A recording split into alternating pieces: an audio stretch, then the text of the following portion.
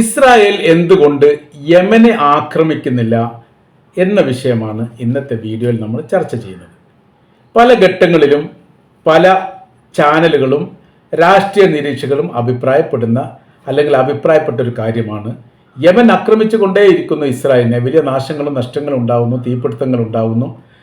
അതിൽ ഒരു പരിധി വരെയൊക്കെ ഇസ്രായേൽ അംഗീകരിക്കുകയും ചെയ്തിട്ടുണ്ട്. ബാക്കിയെല്ലാം സോഷ്യൽ മീഡിയയിലൊക്കെ വലിയ രീതിയിൽ പ്രചരിക്കുന്നു. അവിടെ ഇസ്രായേലിൻ്റെ ചില നഗരങ്ങളെ കേന്ദ്രീകരിച്ചുകൊണ്ട് പറയുന്നത് അവിടെ സൈറൻ മുഴങ്ങാത്ത സമയങ്ങളിൽ 24 മണിക്കൂർ സൈറൻ മുഴങ്ങിക്കൊണ്ടേയിരിക്കുന്നു. അതിൻ്റെ കാര്യം എന്ന് പറഞ്ഞാൽ 24 മണിക്കൂറും ഇടവിട്ടുകൊണ്ട് യമൻ ആക്രമിക്കുന്നു എന്നുള്ളതാണ് ചുരുക്കം. സൈറൻ മുഴങ്ങുന്നതിൻ്റെ ശബ്ദം കേട്ട് ഓടി പരസ്പരം അങ്ങോട്ടും ഇങ്ങോട്ടും ഓടി കൂട്ടിമുട്ടി ആശുപത്രിയിലായിരിക്കുന്ന റിപ്പോർട്ടുകളും പുറത്തു വരുന്നു. ബങ്കറിൽ നിന്ന് പുറത്തിറങ്ങാൻ പറ്റാത്ത സാഹചര്യങ്ങൾ ചില ബിൽഡിങ്ങുവിനെ കേന്ദ്രീകരിച്ചുകൊണ്ട്, അത് തലസ്ഥാന നഗരിയായിരിക്കുന്ന തെല്ലവീവിനെയൊക്കെ കേന്ദ്രീകരിച്ചുകൊണ്ട് യമൻ എന്ന് പറയുന്ന രാജ്യത്ത് നിന്ന് ആക്രമണം നടത്തുക എന്ന് പറഞ്ഞാൽ യഥാർത്ഥത്തിൽ ഇസ്രായേലിനെ ഞെട്ടലിൽ ഓടിക്കുന്നതിന് തുല്യമാണ്. 6 ദിവസം കൊണ്ട് പരാജയപ്പെടുത്തിയ യുദ്ധമാണ് അറബ് ഇസ്രായേൽ യുദ്ധം. അത് മണിക്കൂറുകളെ യഥാർത്ഥത്തിൽ അവർക്ക് പരാജയപ്പെടുത്താൻ വേണ്ടി സമയം വേണ്ടി വന്നുള്ളൂ. ഇപ്പോഴത്തെ യുദ്ധം 1.5 വർഷം ഏകദേശം ആയിട്ടും എവിടെയെങ്കിലും ഒരു മേഖലയിൽ വിജയമുണ്ട് എന്ന് പറയാൻ വേണ്ടി ഇസ്രായേൽ സാധിക്കുന്നില്ല. കുറേ ആളുകളെ കൊന്നു എന്നുള്ള യാഥാർത്ഥ്യം മാറ്റി നിർത്തിയാൽ യുദ്ധത്തിൽ മുന്നോട്ടം ഉണ്ടാക്കാൻ വേണ്ടി ഇസ്രായേലിന് ഇപ്പോഴും സാധിച്ചിട്ടില്ല. ഇപ്പോൾ ഏറ്റവും ഒടുവിൽ പരാജയപ്പെടുത്താൻ സാധിക്കാത്തൊരു യുദ്ധമായിട്ട് വിലയിരുത്തുന്നത് യമൻ്റെ ഇസ്രായേലിന് നേരെയുള്ള ആക്രമണമാണ്. ഇതിനെ പ്രതിരോധിക്കാൻ വേണ്ടി ഇസ്രായേലിന് സാധിച്ചിട്ടില്ല എന്ന് മാത്രമല്ല, ഇസ്രായേലിനാണെങ്കിൽ യമനെ തിരിച്ചടിക്കാൻ വേണ്ടി സാധിക്കുന്നില്ല. അതിർത്തിയുമായിട്ട് ബന്ധപ്പെട്ട് വരുന്ന സമയത്ത് യമനിൽ നിന്ന് ഇവിടേക്ക് ഇസ്രായേലിലേക്ക് 2111 കിലോമീറ്ററാണ് വൈദൂരം കണക്കാക്കുന്നത്. അത്രയും വൈദൂരത്തിൽ കൃത്യമായിരിക്കുന്ന ലക്ഷ്യം വെച്ചുകൊണ്ട് ലോങ് മിസൈൽ പായിച്ചുകൊണ്ടാണ് ആക്രമണം നടത്തുന്നത്. യമനിൽ നിന്ന് അതിർത്തി കഴിഞ്ഞാൽ സൗദി അറേബ്യയും ഈജിപ്തും, അത് കഴിഞ്ഞിട്ട് ജോർദാനും കഴിഞ്ഞിട്ടാണ് യഥാർത്ഥത്തിൽ ഇസ്രായേൽ എത്തുന്നത്. അപ്പോൾ 1, 2, 3, 4 രാജ്യങ്ങൾ കടന്നു വേണം യഥാർത്ഥത്തിൽ യമന് ഇസ്രായേലിനെ ആക്രമിക്കാൻ.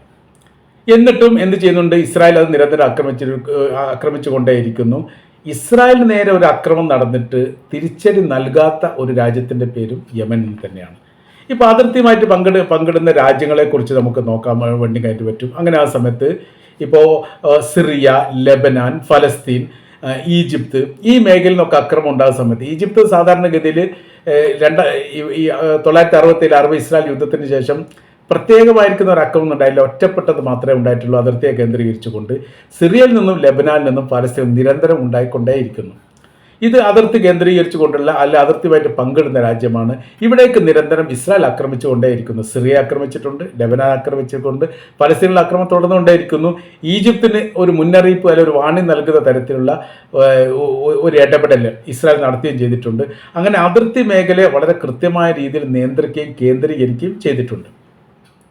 ഇറാനിൽ നിന്ന് ഒരു തവണ ഇസ്രായേലിന് നേരെ ആക്രമണം നടന്നു. ആദ്യത്തെ ഘട്ടത്തിൽ ഈ 300ഓളം മിസൈലുകൾ പായിച്ചുകൊണ്ട്. അത് സിറിയയിലുള്ള ഇറാന്റെ എംബസി ഇസ്രായേൽ ബോംബിട്ട് തകർത്തതുമായിട്ട് ബന്ധപ്പെട്ട പ്രതികാരമായിരുന്നു അന്നുണ്ടായിരുന്നത്. ആ പ്രതികാരവുമായിട്ട് ബന്ധപ്പെട്ട് ജോർദാന്റെ ആകാശത്തു കൂടിയാണ് ഇറാൻ എന്ത് ചെയ്തത്? ഇസ്രായേലിനെ ആക്രമിച്ചത്. അത് ഈ ജോർദാനിൽ വെച്ച് അമേരിക്കയുടെയും ബ്രിട്ടന്റെയും പ്രതിരോധ സേന അതിൽ 100ഓളം മിസൈലുകളെ തകർത്തായിരിക്കുന്ന റിപ്പോർട്ടും വന്നു. അതോടനുബന്ധിച്ച് ഇറാൻ ജോർദാൻ ഒരു മുന്നറിയിപ്പ് നൽകിയിരുന്നു. തങ്ങൾ പറത്തുന്ന മിസൈൽ ശത്രു രാജ്യത്തെ കേന്ദ്രീകരിച്ചും ലക്ഷ്യം വെച്ചുകൊണ്ടാണ്. നിങ്ങളുടെ ആകാശത്ത് വെച്ച് അതിനെ തകർക്കുകയാണെങ്കിൽ തീർച്ചയായിട്ടും അത് നിങ്ങളെ ശത്രു രാജ്യമായിട്ട് കണ്ടുകൊണ്ട് നിങ്ങൾക്ക് നേരെ തങ്ങളുടെ ആക്രമണം ഉണ്ടാവും എന്നുള്ള ഒരു ഭീഷണിപ്പെടുത്തലോ ഒരു മുന്നറിയിപ്പോ ഇറാൻ നൽകിയതോടുകൂടി ജോർദാനെ സംബന്ധിച്ചിടത്തോളം അവർക്ക് വലിയ രീതിയിൽ അത് ക്ഷീണമായി. അതോടനുബന്ധിച്ച് അമേരിക്കക്കും ഇസ്രായേലിനും ജോർദാൻ നൽകിയിരിക്കുന്ന ഒരു മുന്നറിയിപ്പുണ്ട്. ഒരിക്കലും ഞങ്ങളുടെ ആകാശത്ത് വെച്ച് നിങ്ങളുടെ മിസൈൽ തകർക്കാൻ വേണ്ടി സാധിക്കില്ല, നിങ്ങളുടെ അതിർത്തിയിൽ അതിനുള്ള സംവിധാന കാര്യങ്ങൾ ചെയ്യുക എന്നല്ലാതെ. ഈ ഒരു കാരണം കൊണ്ടായിരിക്കണം ജോർദാൻ കേന്ദ്രീകരിച്ചുകൊണ്ട് ഇസ്രായേൽ ഈ യമനെ ആക്രമിക്കാത്തത് എന്ന റിപ്പോർട്ടാണ് നമുക്ക് ചിലതിലൊക്കെ കാണാൻ വേണ്ടി സാധിക്കുന്നത്. കാര്യമെന്ന് പറയുന്നത്, വല്ല കാരണവശാലോ ജോർദാനിലൂടെയാണ് ഇസ്രായേൽ ആക്രമിക്കുന്നത് എങ്കിൽ തിരിച്ചടികൾ വലിയ രീതിയിൽ കനമുള്ളതായിരിക്കും. അതായത് ജോർദാനെ കേന്ദ്രീകരിച്ചുകൊണ്ട് ആക്രമിക്കുന്ന ഒരു സ്ഥിതിവിശേഷം ഉണ്ടാവുമ്പോൾ യഥാർത്ഥത്തിൽ ജോർദാൻ യുദ്ധത്തിൽ കക്ഷിയായി മാറാനുള്ള സാധ്യത വളരെ കൂടുതലാണ്.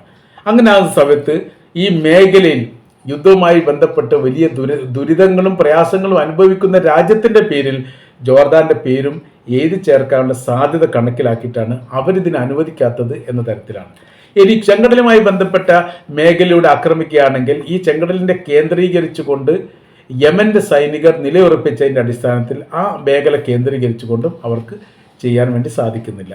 ഇനി ഇറാൻ ആക്രമിക്കുന്ന സ്ഥിതി ഉണ്ടായാൽ ഇറാനും അമേരിക്കയും തമ്മിൽ ഏകദേശം 2313 കിലോമീറ്ററാണ് വൈദൂരം കണക്കാക്കുന്നത്. 2500ഓളം വൈദൂരത്തിൽ പറക്കാൻ പാകത്തിലുള്ള മിസൈലുകൾ മുൻപ് വർഷങ്ങളിൽ തന്നെ ഇറാൻ ഉണ്ടാക്കി വെച്ചിട്ടുണ്ട്. അവരുടെ കയ്യിൽ ഇപ്പോൾ 5000 മുതൽ 10,000 കിലോമീറ്റർ വൈദൂരത്തിലുള്ള മിസൈൽ ഉണ്ട് എന്നും പറയപ്പെടുന്നു.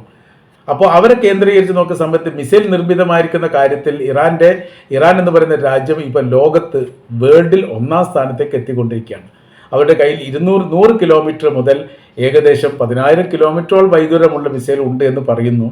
അതിൽ 2000-നും 3000-നും കിലോമീറ്റർ വൈദൂരമുള്ള മിസൈലൊക്കെ സ്ഥിരീകരിക്കപ്പെട്ടതാണ്, മറ്റത് രഹസ്യമായ രീതിയിൽ അങ്ങനെ ഉണ്ട് എന്നാണ് പറയപ്പെടുന്നത്. അപ്പോൾ ഇങ്ങനത്തെ ഒരു വല്ലാത്തൊരു സാഹചര്യത്തിൽ ഇസ്രായേലിനെ സംബന്ധിച്ചിടത്തോളം പെട്ടുപോയിരിക്കുകയാണ്. 948 ഇസ്രായേൽ എന്ന് പറയുന്ന രാജ്യം രൂപീകൃതമായതിനു ശേഷം ഇസ്രായേൽ എന്ന് പറയുന്ന രാജ്യത്തിന് നേരെ ഒരു ആക്രമണം ഉണ്ടായിട്ട് ആ രാജ്യം പ്രതികരിക്കാത്തത് ഒരു യമൻ എന്ന് പറയുന്ന രാജ്യത്തോട് മാത്രമാണ് എന്നുള്ളത് ഒരു ചരിത്രപരമായിരിക്കുന്ന സത്യമാണ്. ഒരുപാട് കാരണങ്ങൾ ഒരു പക്ഷേ അതിനുണ്ടാവാം. അതല്ലെങ്കിൽ മറ്റൊരു രീതിയിൽ പറഞ്ഞാൽ യമനുമായുള്ള ആക്രമണം നിങ്ങൾക്ക് വേണ്ടി ഞങ്ങൾ ഏറ്റെടുത്തിട്ടുണ്ട് എന്ന് അമേരിക്കക്ക് പറയാം.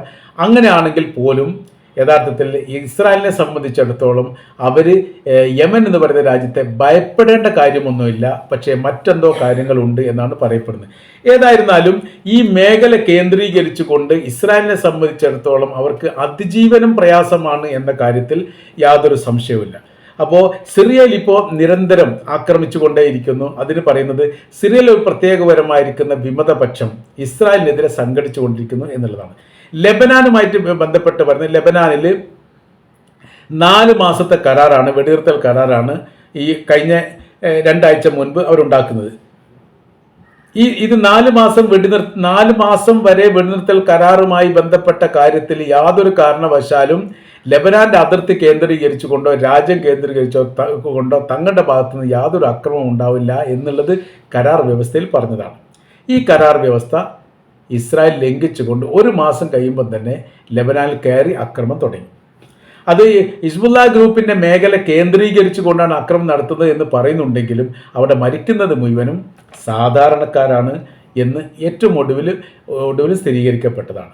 ഇനി ഫലസ്തീനുമായിട്ട് ബന്ധപ്പെട്ട വിഷയമാണ്. 2 മാസത്തെ വെടിനിർത്തൽ കരാറാണ്. 1 മാസത്തെ വെടിനിർത്തൽ കരാറിന് ശേഷം അവർ ഗാസയിൽ ഇടിച്ചു കയറി വലിയ സ്ഫോടനം നടത്തി വലിയ രീതിയിലുള്ള മരണം ഉണ്ടായി. സിറിയയുമായിട്ട് കരാറൊന്നുമില്ല, എന്നിട്ടും ആ രാജ്യത്തെ ആക്രമിച്ചു കൊണ്ടേയിരിക്കുന്നു. ഈ സിറിയയുടെ പ്രസിഡന്റ് അസദ് ഭരണത്തിൽ നിന്ന് രക്ഷപ്പെട്ട് ഈ റഷ്യയിലേക്ക് പോയതിനോടനുബന്ധിച്ച് ആ മേഖല കേന്ദ്രീകരിച്ചുകൊണ്ട് രാജ്യത്തിൻ്റെ സൈനികപരമായ മേഖലയിൽ മുഴുവൻ ഇസ്രായേൽ ബോംബ് സ്ഫോടനം നടത്തിക്കൊണ്ട് വലിയ രീതിയിലുള്ള സൈനിക നഷ്ടങ്ങളും ആയുധ നഷ്ടങ്ങളും അവർക്കുണ്ടാക്കി. എന്നിട്ടും അവർ പറയുന്ന കാര്യം ഇങ്ങനെയാണ്: തങ്ങൾക്ക് മനസ്സിലാകാത്ത, തങ്ങൾക്ക് വലിയ രീതിയിലുള്ള നിരീക്ഷണം നടത്തിയിട്ടും കൃത്യമായ രീതിയിലുള്ള വിവരം കിട്ടാത്ത ഒരുപാട് ആയുധങ്ങളുടെ ശേഖരം സിറിയയിലുണ്ട്. ഇത് കേന്ദ്രീകരിച്ചു കൊണ്ടാണ് തങ്ങൾ ആക്രമണം നടത്തുന്നത്. എയർപോർട്ടിനെ കഴിഞ്ഞ ദിവസം ഇപ്പോൾ എയർപോർട്ടിനെ ആക്രമിച്ചിട്ടുണ്ട്. അവർ പറയുന്ന കാര്യം എയർപോർട്ടിൻ്റെ തുരങ്കത്തിൻ്റെ അകത്ത് ആയുധങ്ങൾ ഉണ്ട് എന്നുള്ളതും ഇറാന്റെ പൂർണ്ണമായിരിക്കുന്ന സൈനിക പിന്മാറ്റവും അതോടൊപ്പം റഷ്യയുടെ പൂർണ്ണമായിരിക്കുന്ന സൈനിക പിന്മാറ്റവും നിലവിൽ സിറിയയിൽ നിലനിൽക്കുന്നുണ്ട് എന്നുള്ളത്. പിന്മാറ്റം കഴിഞ്ഞിട്ടില്ല, അവരവിടെ നിലനിൽക്കുന്നുണ്ടെന്നാണ്. കുറഞ്ഞ വാഹനങ്ങൾ, യുദ്ധവുമായിട്ട് ബന്ധപ്പെട്ട കുറഞ്ഞ വാഹനങ്ങൾ മാത്രമാണ് റഷ്യയിൽ നിന്ന് കടത്തിക്കൊണ്ടുപോയത്.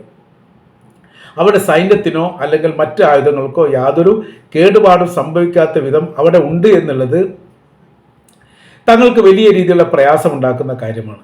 ഇതുകൊണ്ടാണ് ഇസ്രായേൽ സിറിയയെ ആക്രമിക്കുന്നത് എന്നാണ് അവർ പറഞ്ഞു വെക്കുന്നത്. ഇപ്പോൾ ഈ ആക്രമണവുമായി ബന്ധപ്പെട്ട് തുർക്കി പ്രതികരിച്ചിരിക്കുന്നു. നിരന്തരമുള്ള സിറിയയുടെ അകത്ത് കയറിയിട്ടുള്ള ഇസ്രായേൽ സൈന്യത്തിൻ്റെ ആക്രമണം തങ്ങളുടെ സൈന്യത്തെ വെച്ച് തങ്ങൾ പ്രതിരോധിക്കും എന്ന തരത്തിലാണ്. അപ്പോൾ ഇവിടെ ഒരു രാജ്യത്തിൻ്റെ അകത്ത് ഇറാന്റെയോ അമേരിക്കയുടെയോ റഷ്യയുടെയോ മറ്റേതെങ്കിലും രാജ്യത്തിൻ്റെ സൈനികരോ അവരുടെ ആയുധങ്ങളോ അവരുമായി ബന്ധപ്പെട്ട മറ്റെന്തെങ്കിലും യുദ്ധ സംവിധാനമോ ഉണ്ടോ എന്ന് അന്വേഷിക്കേണ്ട കാര്യം ഇസ്രായേലിനില്ല. ഇസ്രായേലിൻ്റെ രാജ്യത്തിൻ്റെ അകത്ത് ഏതൊക്കെ രാജ്യങ്ങളുടെ ആയുധ സംവിധാനം ശേഖരമുണ്ട് എന്ന് മറ്റുള്ള രാജ്യങ്ങൾ അന്വേഷിക്കുന്നില്ല എന്നതുപോലെ ഓരോരോ രാജ്യത്തിൻ്റെയും സ്വാതന്ത്ര്യത്തിൽ ഇടപെടാൻ നിങ്ങൾ അനുവദിക്കുകയില്ല എന്നാണ് തുർക്കി പറഞ്ഞു വെക്കുന്നത്.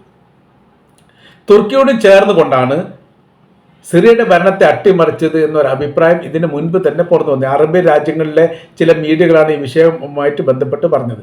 പക്ഷേ അട്ടിമറിക്കപ്പെട്ട സിറിയയുടെ പ്രസിഡന്റ് ബഷർ അൽ അസദ് റഷ്യയിൽ നിന്ന് സ്വകാര്യ ചാനലിനോ അല്ലെങ്കിൽ ഓൺലൈൻ ചാനലിനോ നൽകിയിരിക്കുന്ന ഒരു അഭിമുഖമായിട്ട് ബന്ധപ്പെട്ട് അദ്ദേഹം പറയുന്നത് അമേരിക്കയും ഇസ്രായേലും ചേർന്നുകൊണ്ടാണ് തൻ്റെ രാജ്യത്തെ അട്ടിമറിച്ചത് എന്ന തരത്തിലാണ്. ഏതായിരുന്നാലും ഇപ്പോഴത്തെ ഒരു സ്ഥിതിവിശേഷം എന്ന് പറഞ്ഞാൽ ഇസ്രായേലിനെ സംബന്ധിച്ചിടത്തോളം അവർക്ക് ആകെയുള്ള പ്രയാസം യമനെ ആക്രമിക്കാൻ സാധിക്കുന്നില്ല എന്നുള്ളതാണ്. അതിൻ്റെ പൂർണ്ണമായിരിക്കുന്ന വിവരങ്ങൾ ഇപ്പോഴും യഥാർത്ഥത്തിൽ ഇസ്രായേൽ തന്നെ പുറത്തു വിട്ടിട്ടില്ല എന്നുള്ളതാണ് ഈ വിഷയവുമായിട്ട് ബന്ധപ്പെട്ട് നമ്മൾക്ക് മനസ്സിലാക്കാൻ വേണ്ടിയിട്ട് സാധിക്കുന്നത്.